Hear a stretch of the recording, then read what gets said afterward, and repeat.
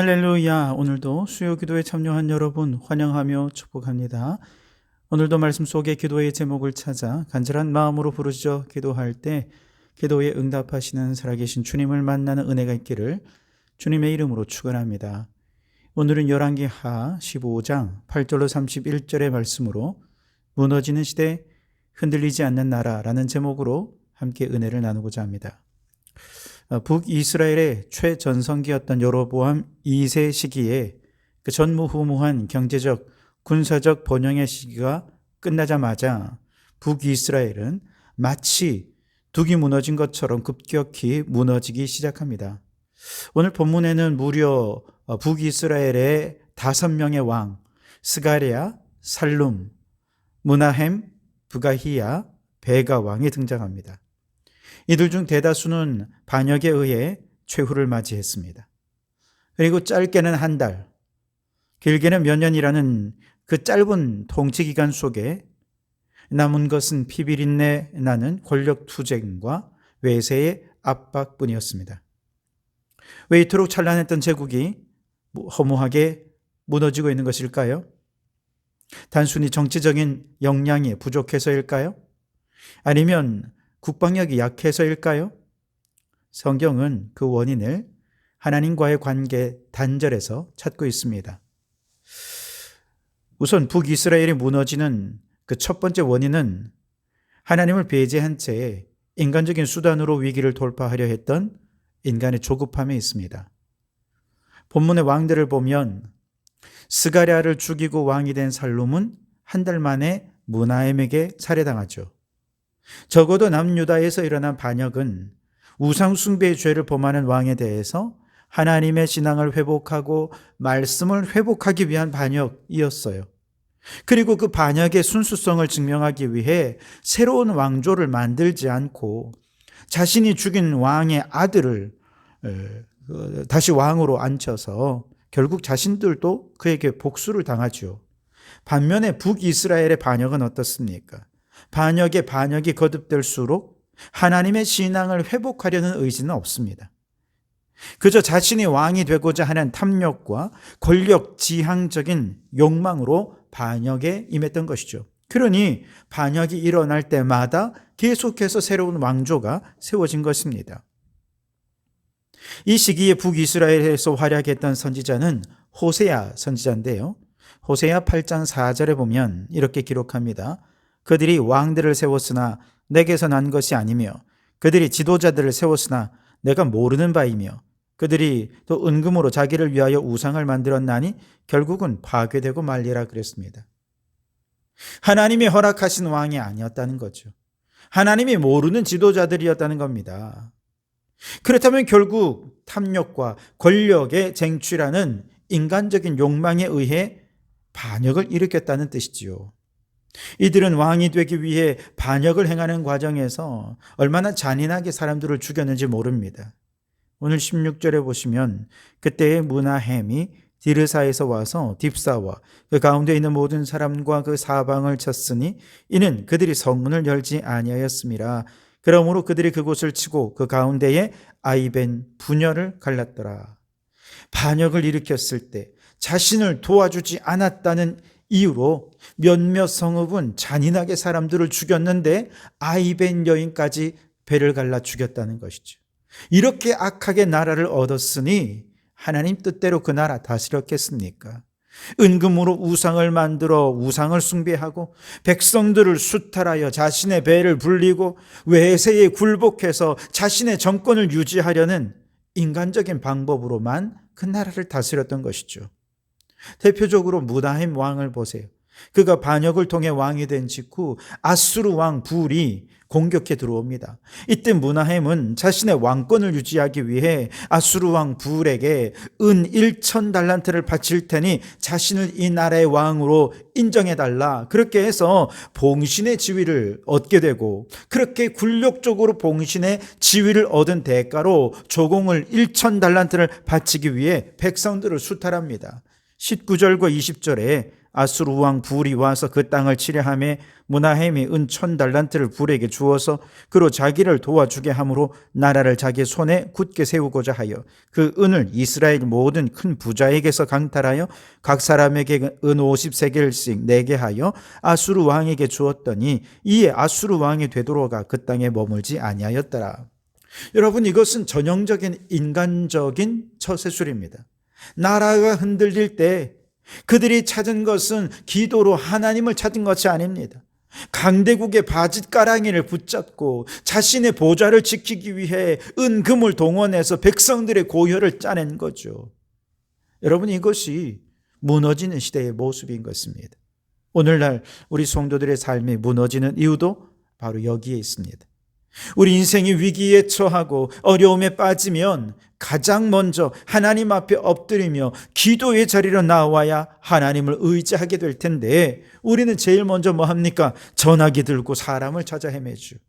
기도의 무릎을 꿇기보다 잔머리를 굴려 인간적인 방법으로 상황을 모면하려 하는 것이 우리들의 모습이 아닌지요. 부끄럽지만 10년 전 저도 그랬어요.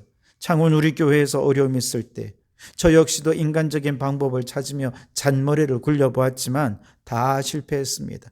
당시 송경복 장로님은 자신이 아는 여러 장로님들을 만나 도움을 구했고 저도 목사님들을 만나서 도움을 구해보았어요.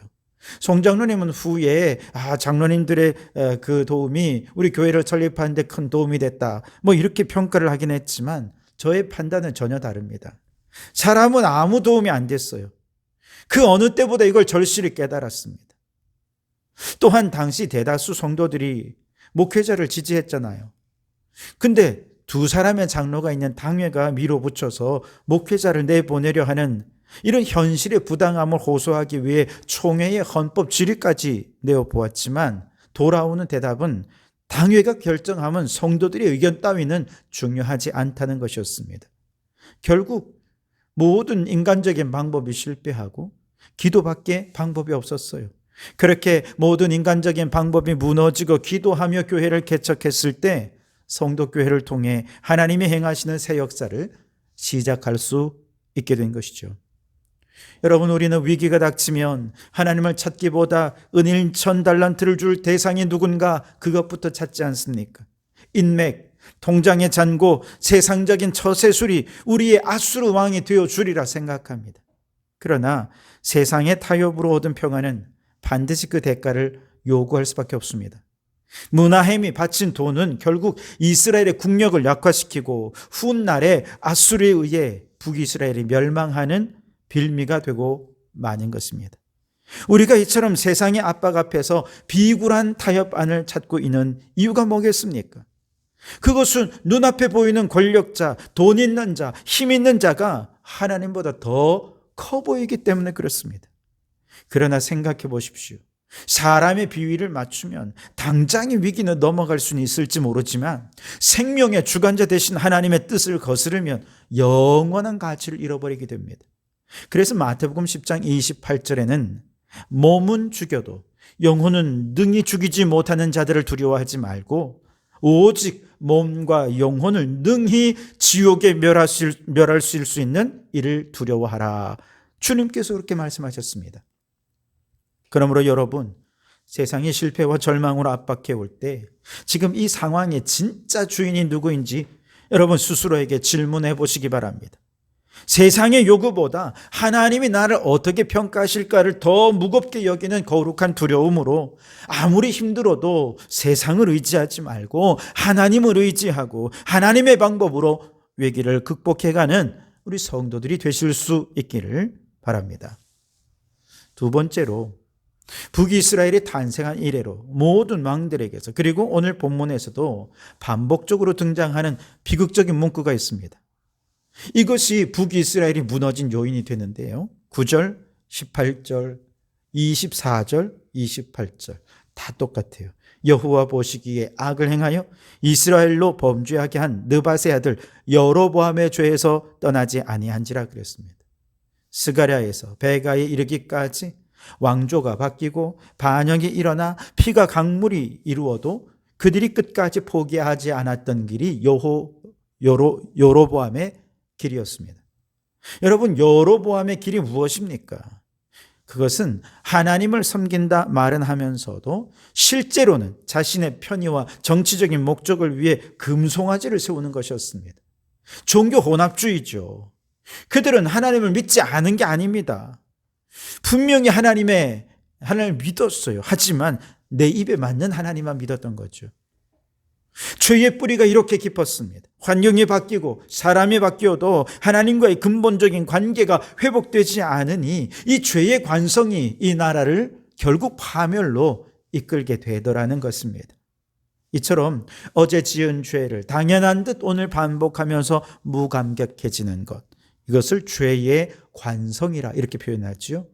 죄의 관성에 이끌려 살아가면 결국은 어떻게 되느냐? 로마서 1장에 아주 정확하게 보여주고 있는데요. 하나님께서는 사람들의 마음의 정욕대로 더러움에 내버려 두셨습니다. 죄의 관성이죠. 그들을 부끄러운 욕심에 내버려 두셨습니다. 상실한 마음 그대로 내버려 두셨습니다. 이처럼 죄의 관성대로 행하던 그대로 내버려 두면 그 결과 결국 사형에 처해지고 멸망이고 지옥에 떨어지고 마는 것이죠. 반면에 예수를 믿고 구원받은 성도들은 이 죄의 관성을 끊어내는 자들입니다.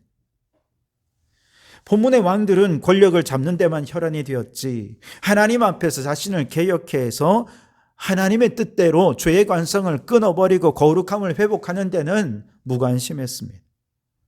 그렇기 때문에 오늘 우리에게 필요한 것은 더 높은 자리가 아니라 거룩한 본성이라는 것이죠. 세상이 무너지는 이유는 건물이 낡아서가 아니라 그 안을 채우고 있는 인간의 본성이 부패했기 때문입니다. 성도는 세상의 소금과 빛으로서 나부터 이 죄악된 습관들을 끊어내고 거룩한 본질을 회복하는 영적 개혁자가 되어야 하는 것이죠. 생존을 위해 마지막 남은 시간을 골든타임이라 그렇게 말하지 않습니까? 응급 환자를 살려내는 데 필요한 최소한의 시간, 재난의 현장에서 위기에 처한 사람들을 구해낼 수 있는 생존 확률이 남아있는 마지막 기회, 그것을 골든타임이라고 해요. 성도들이 죄의 관성에서 벗어나는 것에도 골든타임이 있습니다. 죄를 반복해서 범하고 그것이 관성이 되어버렸는데도 그저 그러려니 회개하지도 않고 죄를 끊어내려는 적극적인 노력도 하지 않는다면 골든타임을 놓치고 죄의 종이 되어 그 모습 그대로 멸망길로 떨어지고 말 것입니다. 사람들은 상황이 좀 나아지면 신앙생활 제대로 해보겠노라고, 좀 더 여유가 있으면 성경도 읽고 은퇴하고 시간 남으면 기도도 하겠다고 말하고, 재정적으로 내가 이 빚을 다 갚고 나면 헌금도 열심히 하겠다고 말합니다. 하지만 그것은 결국 골든타임을 놓치는 것입니다. 골든타임은 지금 이곳에서 내 상황을 믿음으로 변화시키는 것입니다. 여러분, 우리는 상황이 우리의 신앙을 만드는 게 아니라 우리의 신앙이 상황을 해석하고 상황을 변화시켜 가는 게 이게 신앙입니다. 죄의 관성에 따라 상황에 끌려다니겠습니까? 아니면 죄의 관성을 끊고 상황을 끌고 가는 자가 되겠습니까? 불법이 판치는 세상에서 성도는 죄악의 관성을 따르는 길을 끊고 순종의 길을 걸어가기 위해 이제 결단해야 합니다. 나의 의지, 나의 노력으로는 이러한 변화와 돌이킴은 불가능하겠죠. 그래서 성령의 도움이 필요합니다. 성령님이 강권적으로 우리의 심령을 감동감화하실 때 여러분 순종하시기 바랍니다. 기도에 마음 주실 때 기도하시고 회개할 마음 주실 때 회개하시기 바랍니다. 예수 그리스도의 십자가 앞에 나의 옛자를 못 받고 이제 내가 사는 것이 아니라 내 안에 예수께서 사시는 새 삶으로 우리의 삶을 전적으로 주님께 의탁해야 하는 것이죠. 지금이 바로 그 회개의 골든타임입니다. 남선교회 회원들이 지금 제자 훈련을 하고 있죠. 여러분, 이 제자 훈련하는 기간이 회개의 골든타임입니다. 오늘 수도 기도에 나온 여러분, 기도하는 지금이 회개의 골든타임입니다. 성령께서 여로보암의 길로 나아가는 죄의 관성을 끊도록 우리의 심령을 이곳 기도의 자리에 앉혀주셨다면 이제 회개하고 우리의 모든 주권을 주님께 맡김으로써 새로운 삶으로 거룩한 본성을 회복하는 우리 성도들이 되어야 할 줄 믿습니다. 지금이야말로 회개의 골든타임인 것을 깨닫고 결단하여 돌이켜 하나님께로 나아가 거룩한 본질을 회복하는 성도들이 되시기를 주님의 이름으로 축원합니다. 마지막으로 북이스라엘이 무너지는 이 과정을 통해 우리가 꼭 깨달아야 할 한 가지가 있습니다. 그것은 이 땅의 모든 권세와 영광은 유한하다는 사실입니다. 본문의 역사는 정말 허무하기 짝이 없습니다. 왕들의 통치 기간을 보세요. 살룸 왕은 한 달, 스가랴 왕은 6개월, 부가히야는 2년. 여러분, 이 짧은 시간을 위해 그들은 동족을 죽이고 배신하고 그 처참한 피를 흘린 것입니다. 그들이 그토록 갈구했던 왕좌는 한낱 신기루처럼 사라졌습니다. 베가 왕은 20년간을 통치했다고 했지만 여러분, 그 20년간 무슨 일이 있었겠습니까? 아수르 왕 디글랏 빌레셀이 쳐들어와 가지고 이스라엘의 주요 성읍들을 빼앗고 백성들을 사로잡아 갔습니다. 눈에 보이는 견고한 성벽, 화려한 궁궐, 막강한 군사력, 여러분, 하나님 없는 인생에게는 그 어떤 것도 보호막이 되어주지 못했습니다. 오늘도 마찬가지죠. 미국의 트럼프의 권세가 몇 년을 가겠습니까? 그동안 미국의 우월주의로 전 세계를 무시하고 협박하고 윽박지르던 저 트럼프 대통령, 이제 곧 권좌에서 내려올 것입니다. 러시아의 푸틴 대통령이 강한 러시아를 앞세우며 벌써 5선 대통령으로 일하고 있습니다. 하지만 그도 언젠가 그 권좌에서 내려오고 말 것입니다.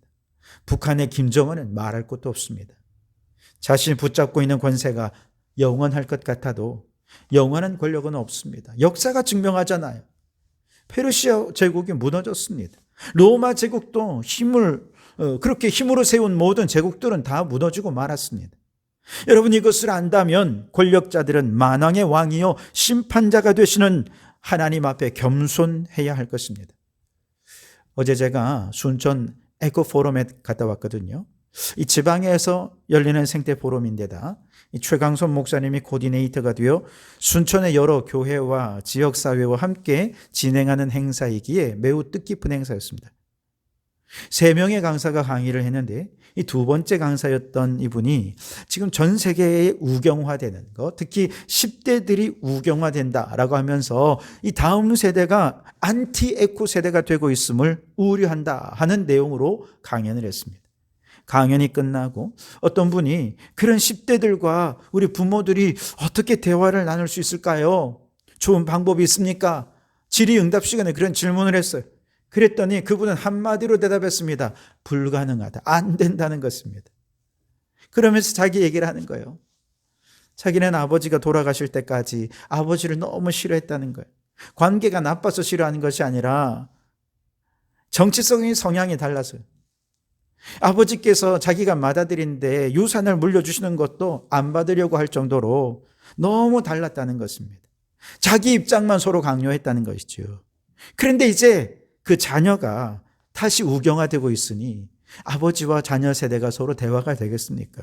불가능하다는 것이죠. 그러면서 그냥 일상적인 대화라도 나눌 수 있는 관계를 잘 유지해서 가정의 평화를 이루라고 그렇게 얘기하시더라고요. 여러분, 이 시대의 사조도 계속 변합니다. 항상 좌로만 가는 것도 아니고 항상 우로만 가는 것도 아닙니다. 시간이 지나면 우로 갔다가 또 좌로 갔다가 그렇게 서로 왔다 갔다 하면서 어느 정도 또 균형점을 찾아가기도 하겠죠. 그런데 우리는 내 생각이 절대적이라 생각하고 나만 옳고 다른 사람들의 생각은 무시하고 받아들이려 하지 않는다면 이런 교만이 어디 있겠습니까? 권력도 사상도 시대의 사조도 계속 변화됩니다. 하지만 여러분, 변치 않는 것이 있다면 영원한 하나님 나라인 줄 믿습니다. 히브리서 기자는 우리에게 말합니다. 히브리서 12장 28절에 그러므로 우리가 흔들리지 않는 나라를 받았은즉 은혜를 받자 그랬습니다. 흔들리지 않는 하나님 나라를 받았다는 것입니다. 이게 우리 믿음의 사람들의 정체성이에요. 그렇다면 언젠가 사라질 이 세상 속에서 오늘 우리가 목숨 걸고 붙잡아야 할 것은 무엇입니까? 세상의 성공, 출세, 어떤 정치 사조, 여러분, 이런 것들은 다 변하지만 영원히 변치 않은, 흔들리지 않는 하나님의 나라를 붙잡아야 하지 않겠습니까? 북이스라엘 왕들은 지금 당장 손에 잡힌 권력이 눈에 멀어서 영원한 하나님의 심판을 보지 못했어요. 오늘 이 시대도 흔들리는 세상을 보고 있으면 결국 심판을 받아 다 무너지고 말 것입니다.